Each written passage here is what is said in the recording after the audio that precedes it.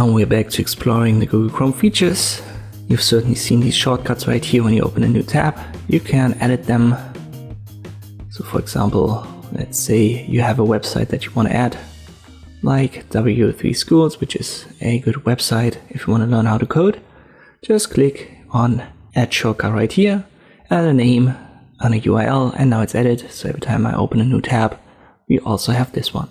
You can hover over it and then you can edit or remove it. It's gone now. You have a general way to edit these shortcuts under Customize Chrome right here. You can just uncheck this one and it's not shown anymore. And you can also change it from My Shortcuts to Most Visited Sites if you want to have that. And this is how you can use and add the shortcuts in Google Chrome. I hope this video was helpful. Thank you for watching and I'll see you next time.